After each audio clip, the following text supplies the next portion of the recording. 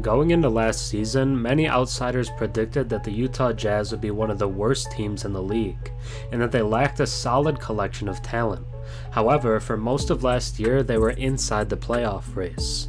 They drastically outperformed expectations and only didn't make the play-in tournament because they backed off for a higher draft pick.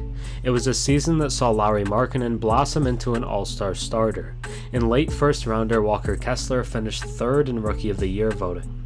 However, it doesn't feel as if they want to miss the playoffs again. Yesterday, they traded for Hawks forward John Collins, in a deal that was essentially a salary dump for Atlanta. The Jazz can now be consistently big in the front court with a starting trio of Markkanen, Kessler, and Collins.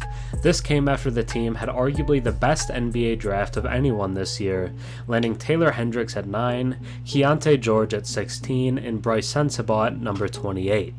They will still have a pretty sizable amount of cap space as well to pursue free agents, although the Collins deal did cut into that cap space. This team overperformed last season, but with their offseason so far, next season will come with real expectations, and Utah is ready for it. The Jazz are making an aggressive playoff push. Now let's take a deeper look at what the Collins deal means for Utah. Before we get into the acquisition of the Jazz new starting power forward, if you enjoy my content and watch a few videos of mine, think about subscribing. 96% of my viewers are actually not subscribed, so if you're watching before and enjoy the content, drop a sub and comment down below. It really helps the channel. The Utah Jazz have traded for Atlanta Hawks forward John Collins, per a report by Adrian Wojnarowski.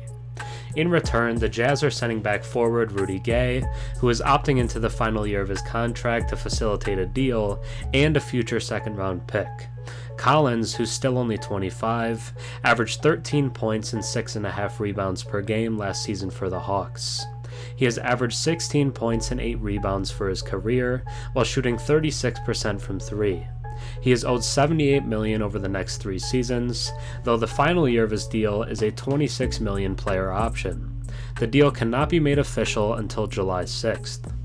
Collins was the number 19 overall pick out of Wake Forest in the 2017 NBA Draft, the same one that produced Donovan Mitchell and Lauri Markkanen. He had early success with Atlanta, increasing his points per game each of his first 3 seasons in the league. In that 3rd season, he appeared to be on the verge of stardom, averaging 22 points, 10 rebounds, and a block and a half, while shooting 58% from the field and 40% from three-point range, albeit in just 41 games. However, his role in the Hawks' offense has diminished in subsequent years, with his scoring average declining each of the past 3 seasons as his usage deteriorated. While he remains an efficient shooter from the field overall, he was down to just 29% on threes this past season.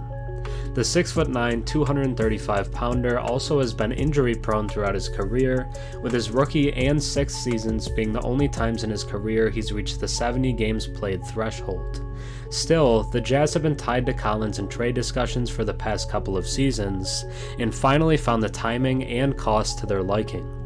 Utah was projected to have around $40 million in cap space this coming season, enough to absorb and accommodate the $25 million he's set to make in 2024.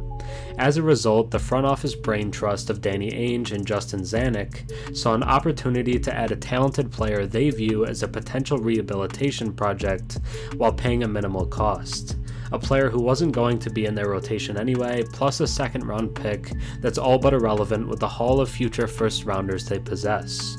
Atlanta, meanwhile, was looking to shed significant salary, owing to the more onerous financial penalties on the horizon under the new CBA.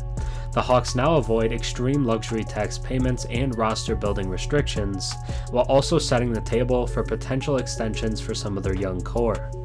The Jazz now have a collection of intriguing front-court pieces, with Markkanen coming off the first All-Star appearance of his career and the NBA's Most Improved Player award, and Walker Kessler earning all-rookie first-team honors. Kelly Olynyk figures to have his partially guaranteed contract picked up, given his fit both on the court and in the locker room last season. Meanwhile, the Jazz just spent the number 9 overall pick on Central Florida forward Taylor Hendricks. Collins' addition could pave the way for subsequent moves as well.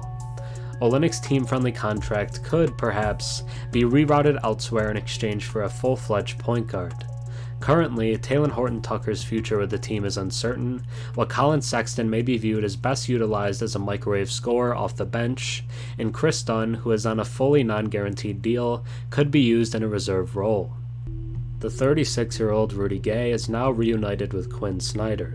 Perhaps not an ideal outcome for a forward who acknowledged hope of landing a bigger role on a team this year, and who now finds his future in the hands of a coach who effectively removed him from the rotation during their time together in Utah. Gay last season averaged just 5 points and 3 rebounds, while shooting 38% from the field and 25% from 3. It was a great deal for Utah and came at an extremely cheap price, allowing the Jazz to make a real push for the playoffs next season without sacrificing any of their large amount of assets. I love the addition of Collins as well as Hendricks and George, but I don't think this team is done making moves yet. This team is getting dangerous. Thanks for watching. I'm Herm. Have a good one.